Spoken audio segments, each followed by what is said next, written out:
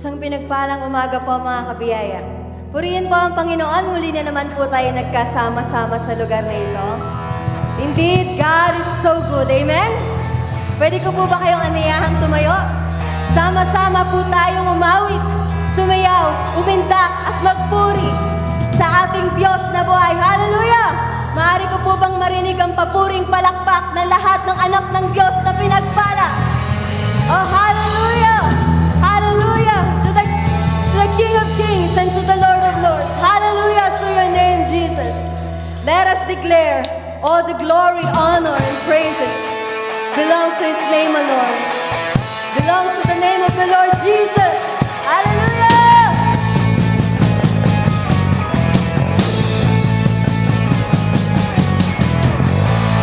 Yours is the kingdom and the power and the glory forever is yours.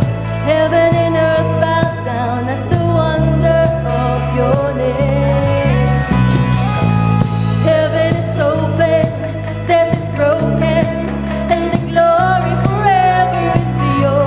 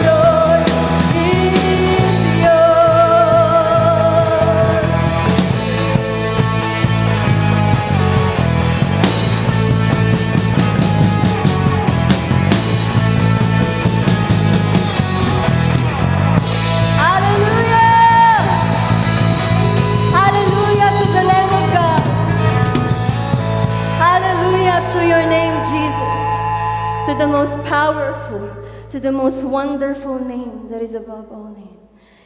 To your name alone, Lord Jesus, we give glory, honor, and praises. Hallelujah. Let us remain in the spirit of worship. Let us bow down before the throne of grace. Thank you, Lord Jesus, that we are humbled by your grace. And we are here to worship you in spirit and in truth.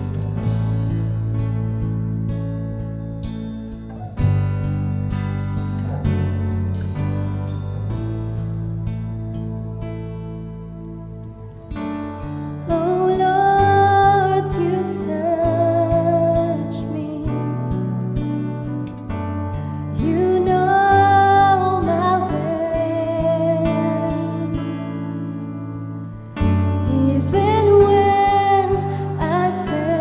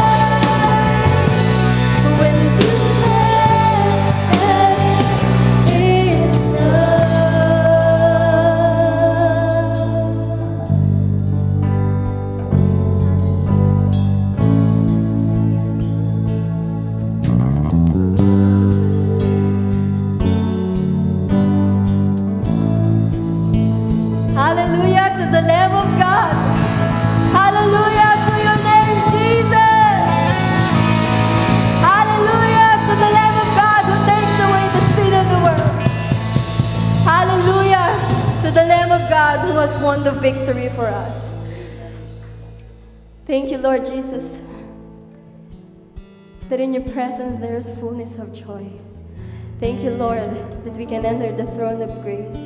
We can enter your presence. We can enjoy your presence because of the finished work of Christ on the cross. Thank you, Father God, that we stand in awe of your amazing grace, O God. We are here, Lord, worshiping you in spirit and in truth. Thank you, Lord, for the finished work of Christ on the cross. Thank you for the blood that shed, that washed us white. Thank you, Lord Jesus. Truly, God, you deserve all the highest praises. You deserve all the glory, honor, praises, power, and majesty. To him who sits on the throne, to the Lamb of God, to you alone, Lord Jesus. Oh, glory, glory to your name, Lord Jesus, forever and ever. And everybody say, amen, amen. Hallelujah! Hallelujah!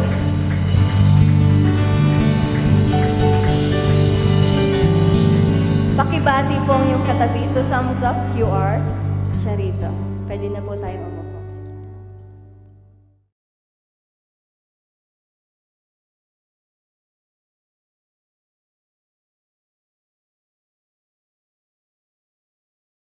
Praise the Lord. Walang tao. Praise the Lord. Let's give the Lord a clap of praise. Come on, clap your hands.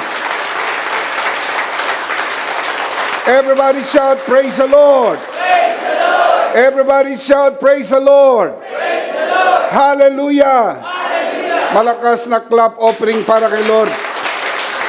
Come on, make a joyful noise to God. Make His praise glorious. For the Lord our God is awesome. Shout, praise the Lord. Malakas na palakpak para kay Lord. Hallelujah. Thank you, Jesus. Pakibati po ang katabi ng 2 thumbs up. You are Charito, blessed and highly favored. At kung ikaw ay first time palang nanonood sa broadcast na ito, maaring iniisip mo, ano ang ibig sabihin ng charito? Ang charito ay isang Greek word ng ibig sabihin, blessed and highly favored.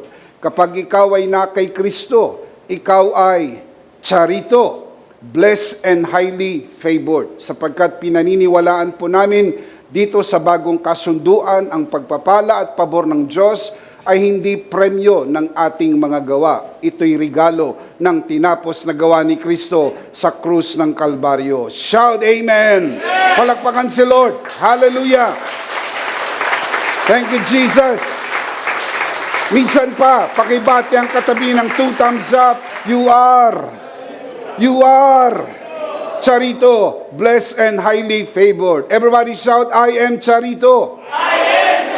I am Charito. I am blessed and highly favored. Malakas na clap offering para kay Lord. Amen. Thank you, Jesus. This is a beautiful day. This is the day the Lord has made. We will rejoice indeed and be glad. The psalmist says, I will rather be a doorkeeper in the house of the Lord than dwell elsewhere. Walang mapagsidlang kasiyahan mayroon ang puso natin, matagpuan tayo sa bahay-sambahan upang sumamba sa spirito at katotohanan. Can you say amen? Amen? For in your presence there is fullness of joy, the Bible says, and the joy of the Lord is our strength. Yes. Amen? Amen? Good morning mga kabiyaya na narito po sa sanctuary at sa mga nanonood sa broadcast po na ito. Good morning, good afternoon, or good evening. Hindi ko alam kung anong oras nyo po napapanood ang broadcast po na ito. Welcome po dito sa aming worship service. Ako po si Bishop Emmy. Ito po ang worship service ng The Lord's Community at EMI Community. If you are watching this broadcast for the first time, please like and follow us on Facebook. Over 100,000 people follow us on Facebook. Please join us and experience the difference. When you follow us on Facebook, don't forget to click the See First button and turn on your notification. And if not asking too much, and I know it's not, please subscribe to EMI channel at YouTube. Please prepare your communion elements because at the end of this message, we will together do a Holy Communion. Naniniwala po tayo, mayroong kapangyarihan ang tinapos na gawa ni Kristo. Kung ikaw ay may karamdaman at nanonood ka sa broadcast na ito, hindi aksidente na napapanood mo ito. Nilayon at niloob ng mabuting Diyos na mapanood mo ang broadcast na ito sapagkat sa araw na ito, pinagaling ka na ng ating Panginoon. Give Him praise. Hallelujah to the Lamb of God. Let me just assure you in the integrity of the Word of God, today is your healing day. Can we say that together? Today is your healing day. At para sa lahat ng mga nasa sanctuary sa araw na ito, let me just assure you as well, today is your healing day. Can we say that together? Today is my healing day. One more time. Today is my healing day. Ganon din ang sabihin mo habang nanonood ka sa broadcast na ito. Say it from your heart. Today is my healing day. It only happens to those who believe. How many believers we have today? Palakpakan si Lord. Amen. Amen. Let me encourage you to worship the Lord with your offering. As it is written, honor the Lord with your wealth. Proverbs chapter 3, verse 9. At the latter part of this broadcast, we will let you know how you can easily give your offering. Palagi ko po itong sinasabi, sana hindi kayo napapagod ito marinig, dahil sa totoo lang, hindi naman ako napapagod sabihin ito. At totoo nga, sinasabi ko ito tuwing linggo. Ang pagbibigay sa gawain ng Panginoon ay hindi po pagbibigay ng kontribusyon, donasyon, hindi pagbibigay ng ayuda, lalong hindi pagbibigay ng limos. Tandaan, ang pagbibigay sa gawain ng Panginoon ay isang pagsamba. Genesis chapter 22, the Bible calls it worship. Giving is worship unto the Lord. Can you say amen? That is why we ask you to worship the Lord with your offering. You are not just watching a broadcast. You are worshiping the Lord, and giving is an integral part of your worship. The Apostle Paul writes, each man should give what he has decided in his heart to give, not reluctantly or under compulsion, for God loves a cheerful giver. 2 Corinthians chapter 9 verse 7. Tandaan palagi, walang maliit na halaga na hindi makakatulong. Lahat ng halaga, maliit man o malaki, ay mahalaga at makakatulong. Ang pagbibigay sa gawain ng Panginoon ay dapat bukal sa puso, kusang loob, at hindi napipilitan. Just to let you know, mga kabiyayang nanonood sa broadcast na ito, mula po sa ikaibuturan ng aming puso, dito po sa EMI, thank you for giving to the Lord. Thank you for watching this broadcast. Also, thank you for sharing this grace-filled and life-changing broadcast. Thank you so much for being with us today. At sa lahat ng mga kabiyaya na narito, maraming salamat sa inyong pagpunta. Kayo po ay pinagpala na ng ating Panginoon. Much, much appreciated. Let's give the Lord a clap of praise.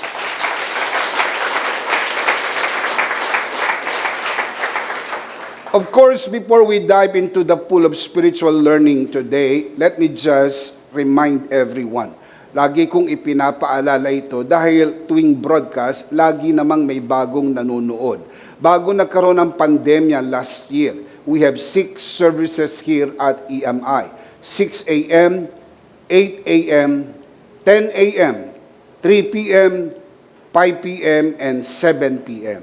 Over 1,000 people come here in a given Sunday to worship the Lord. Miss na po natin ang mga araw na tulad nito. Nami-miss niyo po ba ang mga araw na tulad nito? Miss na miss po natin ang mga pagkakataon na ang mga kabiyaya ay pumupuntang malaya sa loob ng simbahan kahit walang bakuna upang sumamba sa spirito at katotohanan. Nung magkaroon ng pandemya, nagkaroon ng lockdown, quarantine, restrictions, at marami pang iba. Pero umiigi na po ang lagay ng ating bansa. Can you say amen? Unti-unti na pong pinapayagan, magtipunli ang mga mananampalataya. Totoo nga niyan, itinaas na po nila ang numero. Ngayon, 50% na po ng seating capacity, ang mga pagtitipon sa bahay-sambahan ay pinapayagan na. Bakit naman hindi? Kamakailan lang ay pumunta ako sa mga malls, pati mga bata, matanda, may ngipin at wala. Nandoon na. Kung pinapayagan sa mga malls ang lahat at open ang malls para sa lahat, hindi yata dapat ganun na rin sa simbahan sapagkat sa totoo lang, mas ligtas na lugar ang simbahan sapagkat narito ang presensya ng ating Panginoon. Amen! I believe that with all of my heart. So if you are near our worship center, here at the very entrance of NLEX, Valenzuela exit, Paso de Blas, Valenzuela City, we would like to extend this invitation to you. I'm talking to you, you who are watching this broadcast. Please join us in one of our 4 services. 4 na services po ang aming ino-offer. 6 a.m., 8 a.m., 10 a.m., and also 3 p.m. No need to register. Just come. Maluwag na po at mas maraming upuan. Nais namin kayong makasama. Kahit minsan lang, subukan po ninyo. Come and join us. I'm sure you will see the difference. Iba talaga ang buong biyaya ng ating Panginoon. Give Him praise! Thank you so much for joining us today. Thank you so much for watching this broadcast. At sa lahat ng mga kabiyaya na narito sa service na ito, maraming salamat po. Sa araw po na ito ay ating ipagpapatuloy ang ating pong series, The Bible Explains Part 20. Today we're going to continue our discussion on cancel culture Part 2. What does the Bible say about cancel culture? And if we have still time, we will talk about how do we respond to it. Kung kaya pa ng ating time, itutuloy po natin ang talakayan. Ano ang magiging tugon ng mga Kristiyano sa gitna po ng cancel culture? Let's commit this verse to the Lord. Tayo po'y manalangin. Our dearest Father in heaven, we are so very thankful for how you have gathered us today. Thank you so much for your presence is with us as it is always with us. Thank you for the wonderful time of praise and worship. You are always with us. You promise us that you will never leave us nor forsake us. Weeping may last through the night, but joy comes in the morning. This is a beautiful day. This is the day that you have made. We will rejoice indeed and be glad. We commit to you this learning time as we always do, and even as we always pray. Everything that will be said and done only for the glory of your name and for the blessing of everyone. This we pray, Father, only in the name of your Son, our Lord and Savior Jesus Christ, by the power of the Holy Spirit. And everybody would just simply say, Amen. Palakpakan si Lord. Amen. And amen. Now, let's do a very quick review. I'm not going to explain the whole thing, pero review lang po. Dahil tandaan, repetition brings retention. Last week, ay binahagi ko po sa inyo yung definition po ng cancel culture gamit po ang 5 sources. So let me just summarize ano po yung definition ng cancel culture. Number 1, cancel culture is a form of discrimination. Sa Tagalog, pagtatangi. Number 2, it is a social pressure. Gamit po ang cancel culture, pine-pressure po ang sino mang ginagamitan ito na siya ay magsisi, magbago ng isip, o siya ay mapahiya. O kaya naman, pinapahiya muna siya upang siya ay magsisi magkaroon po ng confession, magkaroon ng retraction sa kanyang nasabi, naisip, o kaya na-post sa Facebook particularly. Kaya matindi po ang social pressure.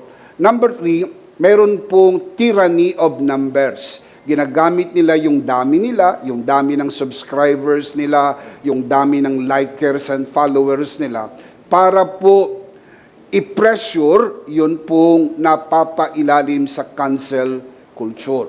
Number 4, culture or cancel culture is a cruel response to your perceived error. Tinawag po itong perceived error sapagkat hindi pa naman siguradong ito'y mali. Parang lumalabas, it is just a basis of perception. Alam nyo po, pagka-perception, ang tawag dyan, subjective. Kumbaga, maaring mali sa iyo pero hindi naman sa iba. O maaring mali sa iba pero hindi naman sa iyo.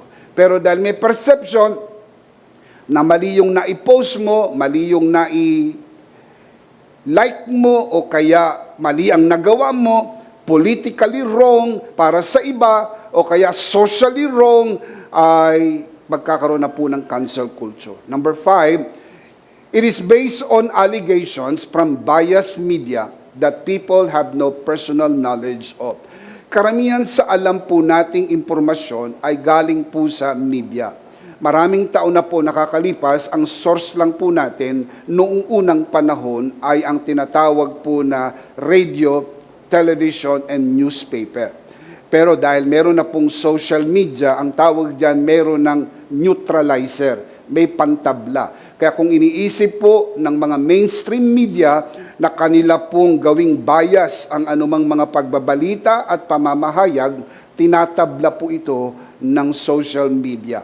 Kaya lang, anumang impormasyon, dapat meron kang first-hand knowledge. Huwag ka lang maniniwala sa sabi-sabi. Dahil may kasabihan ng Tagalog, ang naniniwala sa sabi-sabi, walang bait sa sarili. May problema ako. Kung di ka mabait sa sarili mo, sino pa ang mabait sa iyo? Kailangan maging mabait ka sa sarili mo at huwag kang maniniwala sa chismis. Yan po ang cancel culture. The question is, what does the Bible say about cancel culture? I already gave you 2 answers, and we're going to build on this today. Hopefully, matapos po natin ito sa araw po na ito. Prayerfully, matapos po natin ang sagot sa tanong, what does the Bible say about cancel culture? Number 1, quick review. I'm not going to explain this. Number 1, discriminatory. Mapagtangi. Discriminatory. It is a culture of discrimination. Biblically, it is very wrong. Discrimination is very wrong because with God, there is no discrimination. Romans chapter 2, verse 11. The Apostle Paul writes, for there is no partiality with God. Ano po meaning ng partiality? Discrimination. There is no discrimination with God. Look at this from NIV. For God does not show favoritism. For God does not show discrimination. Nais ko lang ibalita sa inyo, walang paboritong kulay ang Diyos. Wala po siyang favorite color. Lahat ng kulay ay tanggap ng Diyos sapagkat sa Diyos wala siyang tinatangi. Galatians chapter 3 verse 28. For there is neither Jew nor Greek, slave nor free, male nor female, for you are all one in Christ Jesus. Let me ask you the question, are you in Christ Jesus? Amen. The Apostle Paul said, we are one. Magkaiba po ba talaga ang mga Hudyo kaysa sa mga Griego? Malaki ang pagkakaiba sa pananamit, sa politika, sa relihiyon at sa maraming bagay. Pero pag na kay Kristo, ikaw man ay Hudyo, ikaw man ay Griego, isa ka kay Kristo. Magkaiba po ba ang alipin sa laya? Pero kay Kristo sila'y magkaisa. Magkaiba po ba ang babae at lalaki? Pero kay Kristo sila'y iisa. We must keep this in our mind. We are one in Christ. Can we say that together? We are one in Christ. One more time. We Louder. We are one in Christ. We may differ in many perspectives and issues on life, but we are still brothers and sisters in the Lord, for in Christ we are one. Can you say amen? Amen. Do not discriminate other believers just because they have different political opinions from you. Always keep this in your mind. They are no less Christians because they do not share your political view. Laging ilagay sa isip, malaya ang bawat Kristiyanong magkaroon ng kanyang sariling political na paniniwala o pananaw. Kung magkaiba-iba man tayo, magkakapatid pa rin tayo kay Kristo. Magkaiba man ang ating kulay, magkaiba man ang ating pananaw, magkaiba man ang atin pong napiling kandidato, hindi ito dapat mahati ang ating pagkakakristyano o ang ating pagkakapatiran, sapagkat hindi ka mas mababang Kristiyano dahil hindi mo pinili yung kandidato ng iba. Hindi po nakakaangat ang ibang Kristiyano dahil meron silang piniling kandidato di tulad ng iyong pinili. Lahat ng pagpiling politikal ay hindi po pangwalang hanggan. Sino man ang mananalo sa susunod na halalan, hindi makakapagpabago ng ating pananampalataya. Si Jesus pa rin ang ating Panginoon. Shout amen! Shout amen! Give Him praise, give Him praise, give Him praise!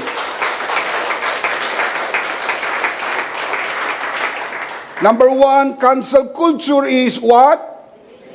Discriminatory. Number two, it is judgmental.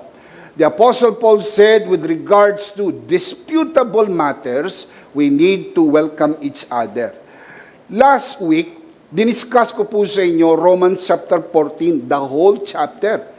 Practically, verse by verse. Sana hindi nyo po yan na-miss out sapagkat napakahalagang ipinaliwanag ni Apostol Pablo sa Romans chapter 14 na mayroon tinatawag siyang disputable matters. Let me show you Romans 14:1. Accept him whose faith is weak without passing judgment on what issues? Come on, let me hear it from you. On what issues? Disputable matters. Ano yung disputable matters? Ito po yung mga issue ng buhay na maari tayo magkaroon ng iba't ibang pananaw. Baka iba ang tingin ko, iba ang tingin mo, pero wag tayong mag-away. Can you say amen? Now look at this from the Message. Same verse, Romans 14:1. Welcome with open arms, fellow believers who don't see things the way you do. Translation, don't cancel a believer who don't see things the way you do. Do not cancel believers who do not believe the way you do. Iba-iba ang ating paniniwala, iba-iba ang ating pananaw. Sabi ni Apostol Pablo, walang cancel culture. Accept with open arms, welcome each other. Can you say amen? Now look at this from today's English version, beautifully translated. Welcome the person who is weak in faith, but do not argue with him about his personal opinions. Ganda. Do not argue with fellow believers about his personal opinions. Tatanungin ko po kayo mga kabiyaya, ang politika po ba is a matter of personal opinion? Come on, answer me honestly. Is politics a matter of personal opinion? Yes. So we do not argue on that issue. Maggalangan po tayo. Si Bishop Emmy po, ang senior pastor ng The Lord's Community with over 1,000 members. Hindi ko po ipinipilit sa mga membro ng The Lord's Community ang aking personal at political na pananaw. Ginagalang ko po ang inyong personal na paniniwalang politikal. Ako rin po ay bishop ng EMI community na meron pong 500 mga pastor at 500 mga simbahan. Madali ko pong gamitin ang aking pong impluensya para ipilit sa kanila kung ano ang aking paniniwala. Pero hindi ko po yan ginawa, hindi ko po yan ginagawa, at wala akong balak gawin po yan. Sapagkat naniniwala ko ng bawat Kristiyano ay may sapat na talino para pumili. Kung sakali po, come worst to worst, magkamali kayo ng pinili. Sapagkat suspecha ko, baka yung pipiliin nyo, matatalo talaga. Magkakapatid pa rin tayo sa ating Panginoon. Palakpakan si Lord. Shout amen. He even further said, with regards to personal opinions on these matters, keep them between yourself and God. Sa mga usaping pagkain, inumin, o isama nyo na pati ang usaping politika. Romans 14:22. So whatever you believe about these things, plural these things, eating, drinking, and everything that involves natural life. Isama nyo na po ang politika. Ano ang payo ni Apostol Pablo? Whatever you believe about these things. Is it true na mayroon talagang iba-ibang paniniwala sa mga bagay ng buhay? Yes. Ang mag-asawa ba maaring magkaiba ng paniniwala? Yes. Ang mag-asawa ba maaring magkaiba ng kandidato? Yes. Na wag na kayo magtaas ng kamay. Sapagkat alam ko na may mga mag-asawa na magkaiba ng pananaw at mga patakaran sa buhay, pampamilya man, pang-personal. Pero sabi ni Apostol Pablo, whatever you believe about these things, keep between yourself and God. Blessed is the man who does not condemn himself by what he approves. Pagka inapprove mo na yan naman ay isyong hindi makakapagpabago ng iyong kaligtasan. Inassure tayo na Apostol Pablo, tinanggap ka ng Diyos. Kung ang Diyos nga ginagalang yung personal mong opinion sa mga bagay na hindi makakapagpabago ng iyong eternal destiny, ikaw pa hindi mo kayang tanggapin ng isang kapatid. Don't do that. Naman. Walang ganyanan. Kailangan matutunan po nating magmahalan, magkakapatid tayo sa ating Panginoon. Palakpakan si Lord! Come on, give Him praise, give Him praise, give Him praise, give Him praise! Shout hallelujah! Hallelujah! So mga bagay na disputable matters, eating, drinking, including politics, you keep it to yourself, between yourself and God. In short, when it comes to disputable matters, keep between yourself and God. Napakagandang prinsipyo. Ito yung prinsipyo na kapag ipinairal natin sa community, wala kang kaaway. Kasi nagre-respetuhan tayo ng ating paniniwala. Can you say amen? Huwag mag-cancel culture sa isang tao, lalo na sa isang kapatid, dahil magkaiba kayo ng pananaw sa mga bagay-bagay na walang kaugnayan sa kaligtasan. Ang pinakamahalaga, alam niyo po ba kung ang pinakamahalaga? Yung masiguro mo na pupunta ka sa langit. Wala nang pinakamahalaga puro. Ang daan papunta sa langit ay hindi po relihiyon. Hindi po pastor, hindi obispo. Si Jesus ang daan patungo sa buhay na walang hanggan. Jesus said, I am the way, the truth, and the light.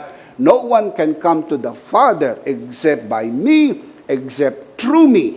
Jesus even said, I am the door. By me, if any man enter in, shall be saved. Walang ibang pangalang ibinigay sa silong ng langit, sukat ikaligtas ng tao, maliban sa pangalang Jesus. Doon po sa usapin ng kaligtasan, kailangan magkakaisa tayo sapagkat isa lang ang kaligtasan. Salvation is by grace alone, through faith alone, in Christ alone. Sa ganyang issue, dapat united tayo. Pero sa issue tungkol sa pagkain, inumin, pananamit, lalo na ang politika, maggalangan tayo. Can you say amen? Amen. Can you say amen? Amen. Palakpakan muna si Lord. Amen.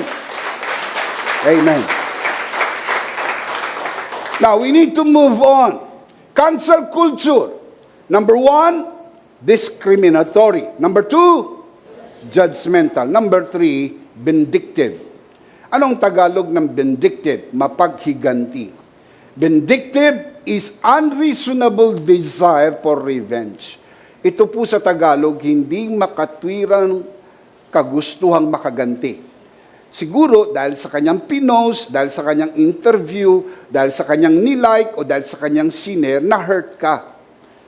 Dahil na-hurt ka, gusto mo magkaroon ng retaliation, magkaroon ng revenge. Gagamitin mo ang cancel culture para magkaroon ng paghihiganti. Sa cancel culture, ay may parusa agad, walang patas na pagdinig sa anumang paratang. Kumbaga, hindi po nila na-differentiate ang pagkakaiba ng accused sa convicted. Kapag accused, inaakusahan ka pa lang. Sa Tagalog, napagbibintangan ka. Pero hindi ka po convicted. Pero alam niyo po, pag lumabas sa media, yung accused ay parang convicted na. Ang tawag dyan, trial by publicity. Kaya po napakalupit. Kapag kinampihan ka ng media, kahit na ikaw ay plunderer na, kahit ikaw ay convicted na, pagka kinampihan ka ng media, nagmumukha kang santo. Pero kahit na demonyo na, mga kapatid, pag kinampihan ng media, nagiging santo. Pero yun pong mabuting tao, pag kinalaban ng media, ay akala mo'y mistulang demonyo. Antindi nyo. Alam ko, nanonood kayo. Tindi nyo. May paglalagyan kayo. Kung hindi man sa mundong ito, sa susunod na buhay, may paglalagyan kayo. Sapagkat hindi po pinapayagan ng Diyos ang kawalan ng katarungan. Tandaan, pag hindi mo nakuha ang justice sa buhay na ito, merong kabilang buhay. Laging ang Diyos ay Diyos ng katarungan. Palakpakan si Lord. Amen. Amen. Now, last week, ipinakita ko sa inyong definition ng Cambridge.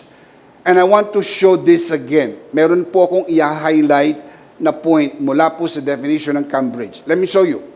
Cancel culture is a way of behaving in a society or group, especially on social media, in which it is common to completely reject and stop supporting because they have said or done something that offends you, socially, politically, and sometimes spiritually. Antindi, dahil na-offend sila, magkakaroon po sila ng social cancel culture sa social media at i-reject ka, titigilang suportahan, apektado ang iyong business. Paano kung ito lang yung pinagkakakitaan, apektado ang iyong negosyo, apektado ang iyong pangalan, so forth and so on, dahil on the basis na na-offend mo sila. At para huwag kang maka-offend, so maglalaro ka ng politika. Kaya yan ang ginagawa ng iba, nagiging unyango. Kung saan nakadikit, kakulay. Kaya marami po ang mga unyango. Lalo ngayon, marami nang nagiging unyango. Kung saan dumikit, kakulay. Kaya pag nagpalit ng kulay, nagpapalit din sila ng kulay. Sapagkat para sa kanila, yun ang pinakamahalaga. Mga kapatid, ito po ay social pressure. Now, very subjective. Kasi na-offend ka lang eh. It is not a discussion of right and wrong. It is just a matter of subjective feeling. So let me ask you this question. How you feel about certain issues do not define what's right and wrong. Kung ano po yung iyong nararamdaman, hindi po yan ang magdi-define kung ano ang tama at mali. You may feel differently, pero the truth will remain to be the truth. Hindi nababago ang katotohanan dahil meron kang pakiramdam sa isang bagay o sa isang issue. Yung feeling mo, subjective. Listen up, the truth is objective. Yung objective truth, kahit anong feeling mo, totoo yun. Kaya napakadelikado ng cancel culture because it is based on feeling. Na-hurt mo, na-offend mo yung organization, na-hurt mo yung isang political group, na-hurt mo yung isang taong nasa posisyon, na-hurt mo yung mga taong mayroong pangalan. Kaya gaganti sila sa iyo. At sila ay gagamit ng cancel culture. Na-offend mo sila, sa kanilang political view, ikinancel ka. Kaya gumaganti. Kaya ang tawag dyan, vindictive, mapaghiganti. Remember, yung sinabi ng isang paring Katoliko na nakapost sa Facebook, ganito ang sabi niya, mga demonyo kayo! Kung iboboto nyo rin lang ang magnanakaw na iyan, huwag na kayong magsimba. Hihihi. Tindi mo. Sana napapanood mo ang broadcast na ito. Ang tindi mo. Ang tawag dyan, cancel culture. Dahil yung mga tao, mayroong ibang paniniwala, di tulad ng paniniwala mo o paniniwala ng simbahan ninyo, sila ay tinawag mo ng mga demonyo at bawal nang magsimba. Anong tawag dyan? Cancel culture. Nagiging very vindictive, gumaganti, at binabawalang magsimba. Anong kasunod niyan? Bawal ka nang magkomunyon, bawal ka nang mag-confession. Pagka pinagbawalan kayo sa simbahang Katoliko, welcome kayo sa amin. Hihihi! Palakpakan si Lord! Amen! Amen! Very subjective yon. You know why? Maaring magnanakaw ang isang kandidato na ito para sa pananaw mo. Pero hindi lang kayo ang mamamayan ng buong Pilipinas. Baka naman sa iba, baka naman, give the benefit of a doubt. Remember that saying? Baka naman sa iba, hindi ganon ang pananaw. Anong solusyon? Walang cancel culture. Anong solusyon? Maggalangan tayo. Kung anong paniniwala ng isang grupo, kung anong paniniwala ng isang grupo, huwag tayong magtalo sa usaping walang hanggang kahulugan. Can you say amen? Can we not just respect one's political view and still go to church? Can we not just do that? I'm asking a question, di ba natin kayang gawin yon? Na sa loob ng isang simbahan, pumunta tayo, huwag natin pag-usapan ang pagkakaiba nating political, ay sumamba lang tayo sa spirito at katotohanan? I'm sure we can do that. Ang unifying factor po natin is Jesus Christ. Ang unifying factor natin hindi po politics. Ang unifying factor natin is our faith in Jesus Christ. Can you say amen? Now, let me show you the Urban Dictionary.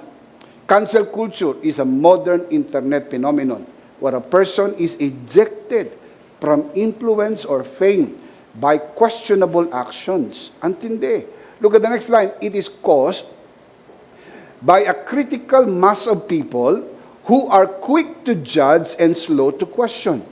It is commonly caused by an accusation, whether the accusation has merit or not. Did you get that last part? Kahit may basihan o wala. Now that is vindictive.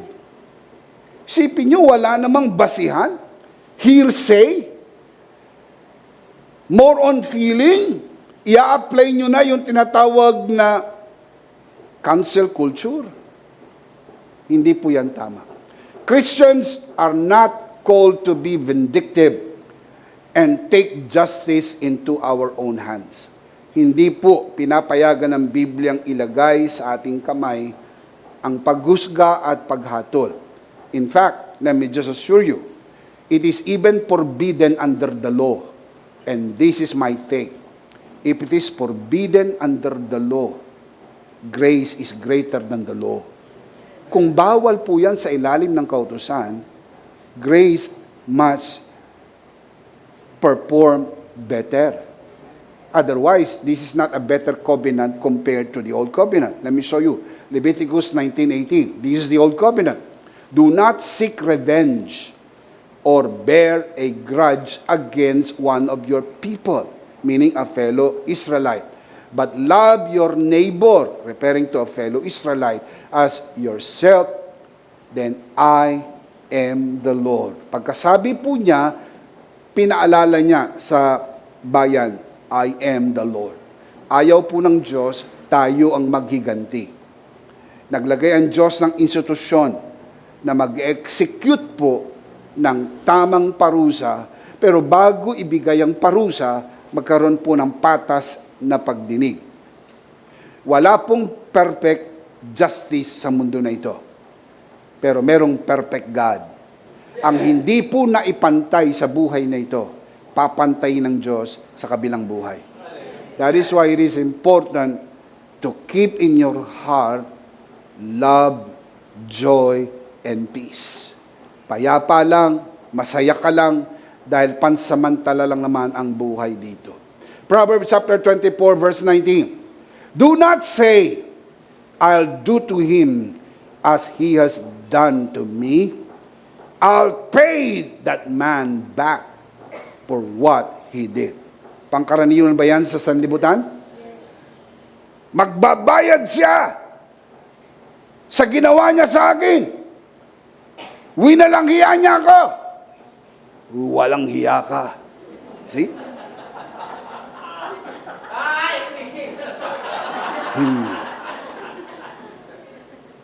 Puno na ang salop. Dapat ka ng kalusin. Ganyan po ang patakaran ng mundo. And look at the verse. Do not say. Huwag mo itong sabihin. Bakit? Kung naargabyado ka sa buhay na ito, hindi papayagan ng Diyos sa habang panahon. Can you say amen? Meron pong buhay sa kabila. At may balita ako sa iyo. Ang buhay sa kabila, walang hanggan. Ang buhay dito, pansamantala. Ano naman kung naargabyado ka ng pansamantala? Tiis-tiis lang ng konti sapagkat darating ang panahon, aayusin ng Diyos ang lahat ng bagay. Can you say amen? Palakpakan si Lord! Palakpakan si Lord! Amen! Now, what is the point? This is my point. Kung bawal po sa lumang kasunduan ang gumanti, lalo na po sa bagong kasunduan. Let me show you the verse. Romans chapter 12, verse 17 up to verse 19. Do not repay anyone evil for evil. Be careful to do what is right in the eyes of everybody. If it is possible, as far as it depends on you, live at peace with everyone. What did the Apostle Paul say? Live at peace with everyone. Kaya kahit anong mangyari, lagi lang isa-isip, peace tayo. Yes. Always keep this in your mind. The Apostle Paul said, if it is possible, as far as it depends on you, live at peace with everyone. Do not take revenge. Verse 19, my friends, but leave room for God's wrath, for it is written, it is mine to avenge. I will repay, says the Lord. Where can you read that? Deuteronomy chapter 32, verse 35. The Lord said, it is mine to avenge. I will repay. Pagbabayari ng Diyos ang lahat ng mga taong nag-argabyado sa iyo.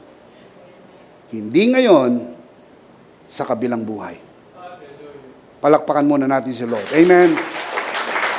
Amen. Amen. Of course, ito po ay guaranteed sa banal na kasulatan para i-comfort ang ating heart na huwag tayong matuksong maghiganti. At kung sakali, natutukso kang gamitin ng cancel culture para feeling mo makaganti ka sa mga taong nakasakit ng iyong damdamin, sa mga isyong hindi naman dapat nating paghiwalayan, magdadalawang isip ka, hanggang 3, 4, 5, 10 isip, hindi mo gagamitin ito sapagkat alam mo, merong Diyos na nasa panig mo. Can you say amen?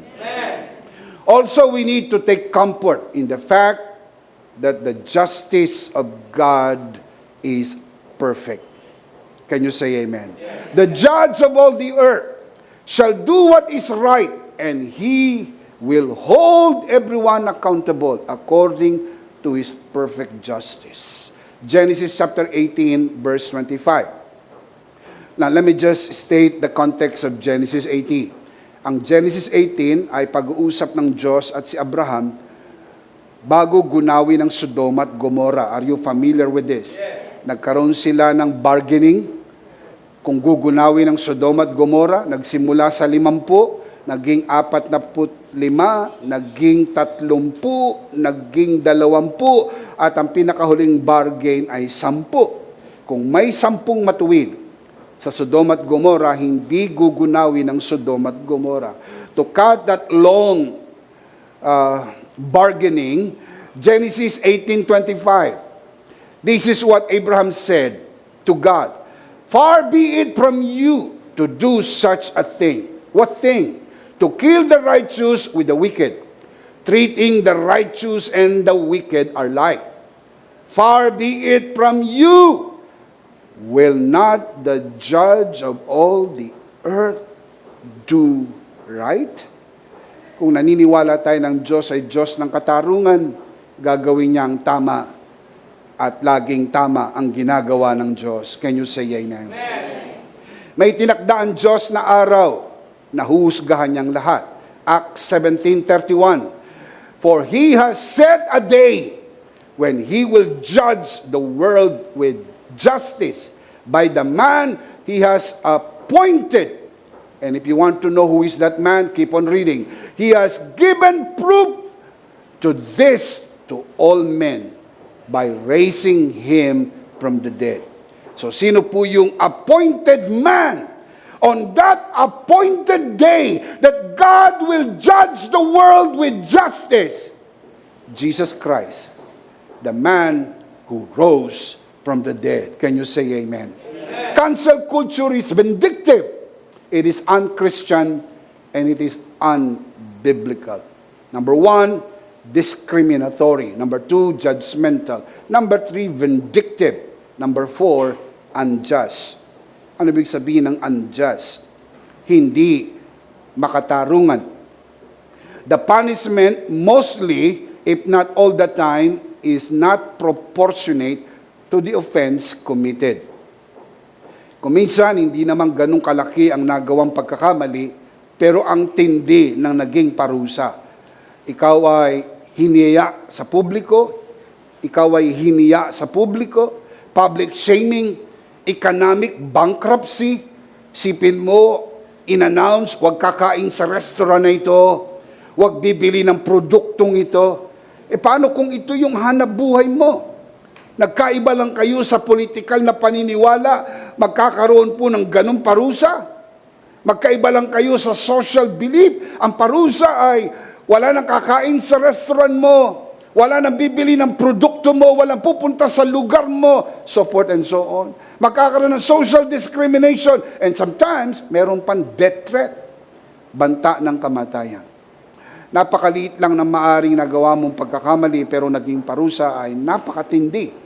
So this is unjust, unfair, unreasonable, cruel, unethical, immoral, improper, illegal, unchristian.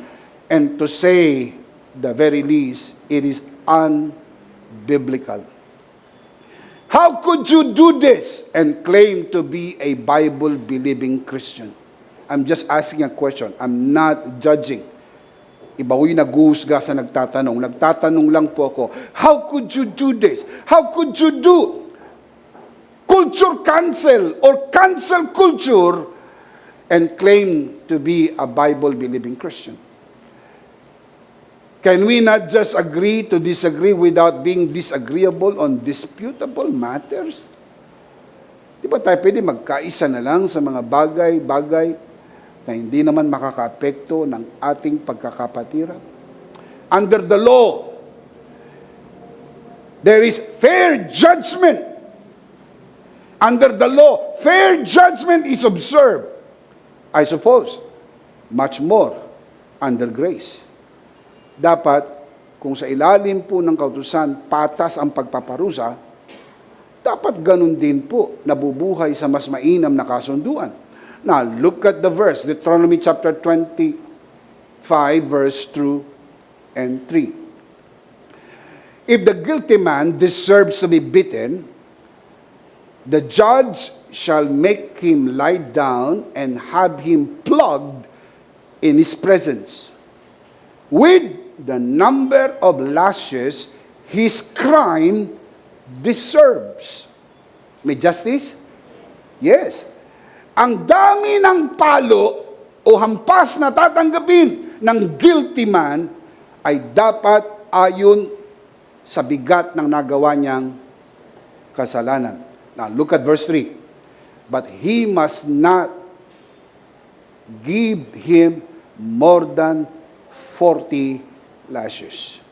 Ano ang pinakamarami na hindi higit sa 40? Ulitin ko, bibigyan ko kayo ng pagkakataon. Ano ang pinakamarami na hindi higit sa 40? 39! Simple mathematics. Pinakamaraming hindi higit sa 40. Kaya ang pangkaraniwang hampas, 39. Lagas-lagas na po ang laman ng iyong likod sa 39 na hampas. Napakatindi na ng krimen na nagawa mo para ikaw ay parusahan. In short, under the law, ang parusa dapat proportionate doon sa nagawang pagkakamali. Sa cancel culture, very unjust. Kasi hindi naman ganong kalaki ang nagawa mong krimen at ang naging kaparusahan, mayroong public shaming. Alam niyo po sa social media, pag hiniya ka, halos buong mundo alam na. Kilala na ng buong mundo. Sa isang saglit lang, alam na sa buong mundo. Mas matindi nga ang social media kaysa po sa mainstream media. Kaya kita nyo, saan ang mainstream media pumasok sa social media? Kasi mas malaki ang platform ng social media. Dahil yun pong television and radio, is it true? Sabihin nyo sa akin, totoo ba na may mga lugar na hindi abot ng TV station? Yes. May mga lugar na hindi abot ng radio station? Yes. Pero walang parte sa mundo na hindi abot ng social media. Kaya dito sila sumasakay. Kaya pag ginamit po nila yan, at hiniya ka, kahiya-hiya ka talaga. What did Jesus say about fair judgment? Luke chapter 12, verse 47 to 48. That servant who knows his master's will and does not get ready or does not do what his master wants will be beaten with many blows. Tagalog, yun pong alipin na alam niya ang kalooban ng kanyang Panginoon pero hindi naghanda at hindi ginawa yung nararapat, hahampasin ng maraming hampas, will be beaten with many blows. Look at 48. But, what is but? Contrasting conjunction. But, the one who does not know and does things deserving punishment will be beaten with few blows. Kumpara doon sa alipin na hindi naman niya alam. The one who does not know, hindi niya alam. Maybe accidental, o na-post niya, o hindi sinasadya na like niya, o hindi sinasadya na share niya. Hindi niya talaga alam na makaka-hurt ito sa iba. Hindi niya alam na makaka-hurt ito sa mga taong mayroong ibang paniniwala. Kumbaga parang sa kanya, walang personalan. Trabaho lang. E dahil trabaho niyang mag-interview, lahat naman ay ini-interview niya, lahat ng kandidato ini-interview, pero nung ma-interview ang partikular na kandidato, nagkaroon ng bashing, nagkaroon po ng cancel culture. What's wrong? Anong problema natin sa lipunan? May pagtatangi, mayroong cancel culture, at ang naging parusa ay i-unlike nyo yan, i-unfollow nyo yan, i-unsubscribe nyo yan. And then makakarinig kayo ng mga masasakit na salita, pambababoy, panlalait. Diyos ko, mga kapatid, anong nangyayari sa bayan ni Juan de la Cruz? At hindi lang sa bayan natin, kundi sa buong mundo. Alam nyo, hindi na po ako gaano magsasalita kung ito'y nangyayari lang sa lipunan. What hurts us the most, nangyayari yan sa loob ng simbahan. Yung mga pastor na pinaparinggan yung miyembro nila dahil may kakaiba pong kandidato yung miyembro nila.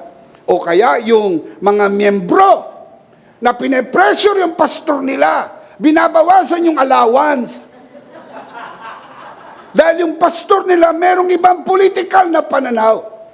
At yun pong chairman of the board o chairman of deacons, whatever kung anong tawag nyo sa inyong politika sa loob ng simbahan, ay meron din kakaibang pananaw. Tigil nyo po yan. Hindi nalulugod ang Diyos sa ganyang uri ng samahan. Kay Kristo, magkakapatid tayo lahat. Kay Kristo, nagmamahalan tayo. Shout amen! Judgment should be just. Cancel culture is not. Let's see them again. Number 1, cancel culture is what? Discriminatory. Ibig sabihin sa Tagalog, mapagtangi. Number 2, judgmental. Sa Tagalog, mapaghusga. Number 3, vindictive. Mapaghiganti. Number 4, unjust. Walang katarungan o hindi makatarungan. Number 5, merciless. Walang awa. No mercy, no grace, no forgiveness. And if there is, very, very little. Now let's define. What is mercy? Mercy is not getting the punishment that you deserve. That is what mercy is. Kapag iniurong ang parusang marapat para sa iyo, ang tawag doon, awa. Kinaawaan ka. Ang tawag doon, mercy. What is grace? Grace is getting the blessing and the favor that you do not deserve. Kaya po yung dalawang yan ay magkasama. Mercy and grace. Mercy and grace. Madalas po yan binabanggit sa New Testament. Mercy and grace. Bago nagkaroon po ng grace, merong mercy. Iniurong ang parusang para sa iyo. Mercy. At nung may urong ang parusang marapat para sa iyo, ibinigay naman ang basbas at pagpapala na hindi marapat para sa iyo. You are blessed, blessed, blessed, blessed, blessed. Shout amen. Grace and mercy, grace and mercy, mercy and grace. Magkasama po yan. Can you say amen? Tandaan palagi, ang cancel culture po, merciless. Walang awa.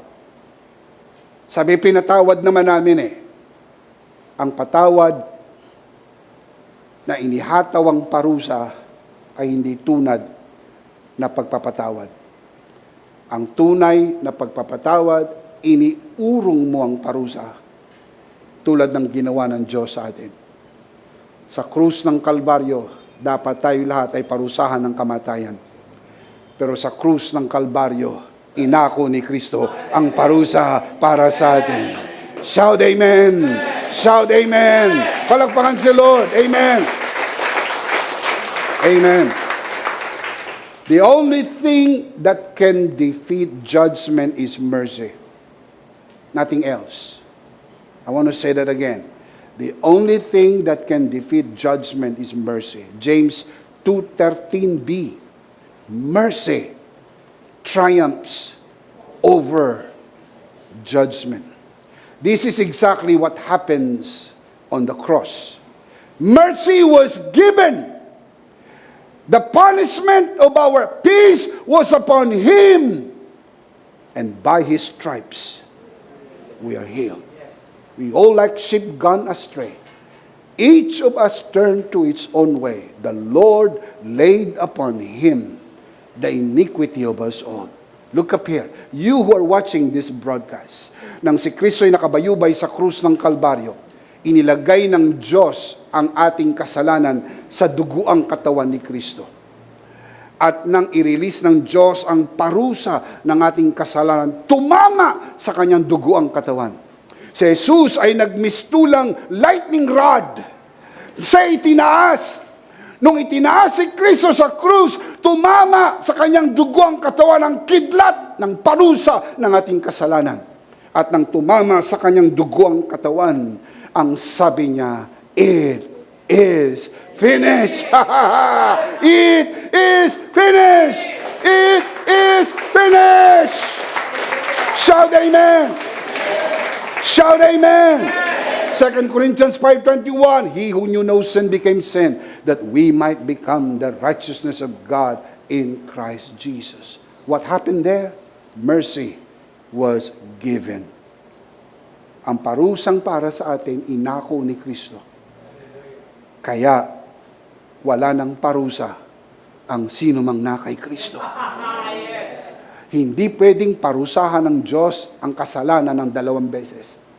Kung pinarusahan na ng Diyos ang ating kasalanan, doon sa dugo ang katawan ni Kristo, ipayapa mo ang puso mo, hindi ka na pwedeng parusahan ng Diyos. Sapagkat ang parusa ng ating kasalanan ang kanyang kinarga. Remember, He was wounded for our transgressions. Whose transgressions, my friend? Our. He was wounded for our transgressions. He was bruised for our iniquities. The chastisement of our peace was upon Him. And by His stripes, we are healed. Bagaman naniniwala tayo ng kagalingang dulot ng tinapos na gawa ni Kristo ay kasama ang pisikal, pero higit sa pisikal, espiritual. Dahil ang Diyos at ang taong pinaghiwalay ng kasalanan, muling nagkabalikan dahil binayaran na ni Kristo ang ating kasalanan. Si Jesus, ang awa ng Diyos na ibinigay sa atin. Shout amen. Amen. Forgiveness is the godliest act of mercy. Ang kapatawaran, ang pinakamakadiyos na akto ng awa. Kaya kung merong kang awa, magpapatawad ka. Sapagkat kawawa ang mga hindi pinatawad. Kaya kung may mga tao naka-offend sa iyo, patawarin mo. Sapagkat tayo rin ay pinatawad ng Panginoon. Look at the verse, Colossians 3:13. Bear with each other and forgive whatever grievances you may have against one another. What's the next line? Forgive as the Lord forgave you. If you demand confession, if you demand retraction, after shaming them on an offense that is unfairly tried, then forgive them later on, is not true mercy. Ang tunay na awa, sabi ng iba, patatawarin ko lang yan pag nagbago na. Ang totoo, kaya hindi siya nagbabago dahil hindi mo pa siya pinapatawad. Subukan mong unahin siyang patawarin at ang pagbabago ay darating. Kaya ho naman tayo nagbago dahil pinatawad tayo ng Panginoon. Hihihi! Shout, shout, shout amen! Come on, give Him praise, give Him praise, give Him praise! Shout amen! Remember, mercy, mercy triumphs judgment. You hold the judgment undeservingly and grants unconditional forgiveness. Yan ang tunay na awa. Ikaw, mga kapatid, nag-urong ng parusa na marapat para sa Kanya at ibinigay mo ang awa. Hindi ka nag-apply ng cancel culture. Kahit na insulto ka, kahit na hurt ka, kahit nasaktan ka, pinili mo na lang manahimik sapagkat alam mo, pinatawad mo na siya gaya ng pagpapatawad na ginawa ng Panginoon sa iyo. We, on our condition, nakakapagpatawad tayo sapagkat pinatawad din tayo ng Panginoon. Remember, forgive as the Lord forgave you. Sino unang nagpatawad? Tayo o ang Diyos? Diyos. Pinatawad muna tayo. Doon sa krus ng Kalbaryo, ano po ang unang wika? Father, forgive them, for they do not know what they do. Walang humihingi ng tawad, pero nirelease ang pagpapatawad. At dapat ganun din tayo. Patawarin natin ang mga nagkasala sa atin sapagkat pinatawad tayo ng Panginoon. Can you say amen? Amen. Let's see them again. Basahin nating malakas, sabay-sabay. Sit up straight, fasten your seatbelt. What does the Bible say about cancel culture? Number 1, cancel culture is discriminatory. Number 2, judgmental. Number 3, vindictive. Number 4, unjust. Number 5, merciless. In light of this, how do we respond? In light of this truth, how do Christians respond to cancel culture? Wow. Yeah. Oh, wala nang time. Next week.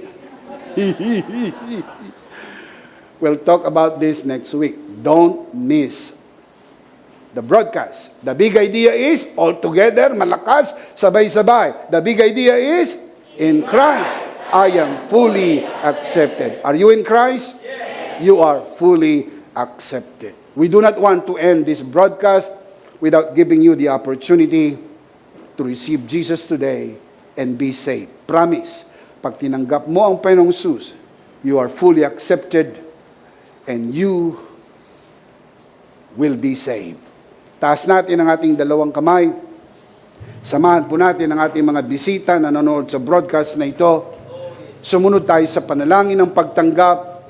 At ikaw na nanonood sa broadcast na ito, ariin mo ang mga katagang ito na isang personal mong panalangin. Let us pray. Aming Ama, Diyos na makapangyarihan sa lahat, maraming salamat po. Narinig ko po ang mabuting balita. Maraming salamat po.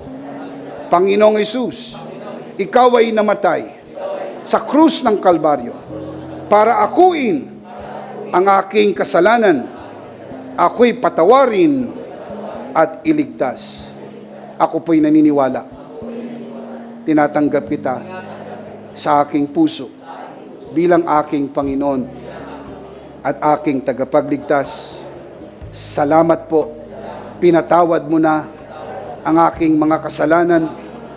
Isinulat mo na ang aking pangalan sa aklat ng buhay. Sa pangalan ni Jesus, Amen. Ako na lang po mananalangin, Ama, sa oras na ito. Tinataas ko po sa harapan ng sino mang sumunod sa panalangin ng pagtanggap. Pinagkakatiwala ko po sila sa iyong kagandahang loob. Sila'y lumago sa biyaya at sa bagong natagpuang pananampalataya. Sa pangalan ng Panginoong Jesus, tayong lahat ay magsabi ng Amen. Palakpakan si Lord. Isang beses pa, malakas. Ano ang big idea? In Christ, I am fully accepted. Ihanda po natin ang ating mga sarili. Tayo po'y dadako sa gawain po ng banal na komunyon.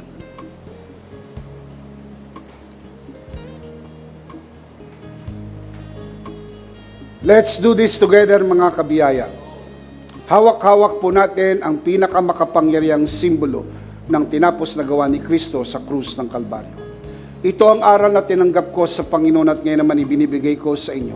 Nang gabing sa pagkanuloy dumampot siya ng tinapay, kanyang pinagpira-piraso at kanyang sinabi, ito ang aking katawan na pinagpira-piraso dahil sa inyo. Gawin niyo to bilang pag-alaala sa akin. Sabay-sabay po natin gawin.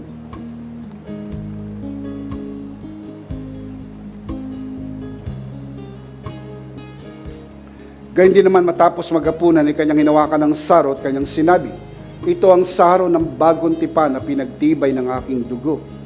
Gawin niyo to bilang pag-alaala sa akin. Sabay-sabay po natin gawin. Atin po itaas ang atin po dalawang kamay at sumunod po tayo sa panalangin ito. Aming Ama, maraming salamat po sa aming Panginoong Hesukristo. Panginoong Hesukristo, maraming salamat po sa iyong banal na dugo na iyong itinigis sa krus ng Kalbaryo.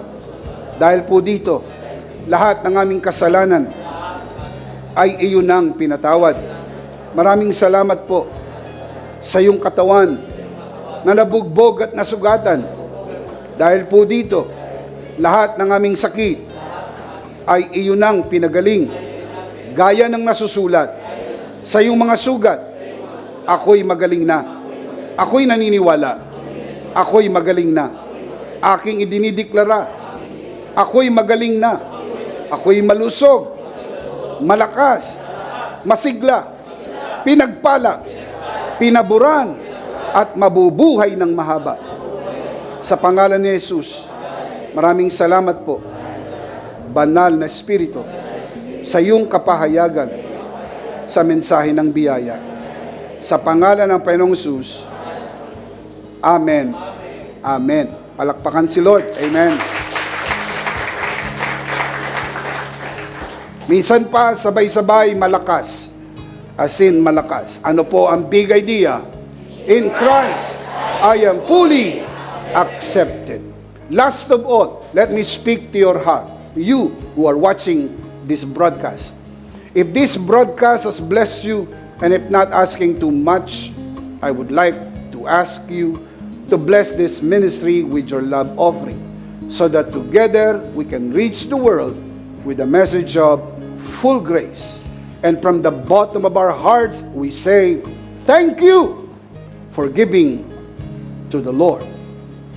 We'll see you next Sunday, prayerfully on site, but definitely we'll see you online. Ako po si Bishop Emmy, kasama po si Pastora Jo at ang kabuuan ng The Lord's Community at EMI Broadcast. Maraming thank you. Stay a bit for more announcement. Stay safe, stay blessed, stay connected. Always remember, in Christ, you are Charito!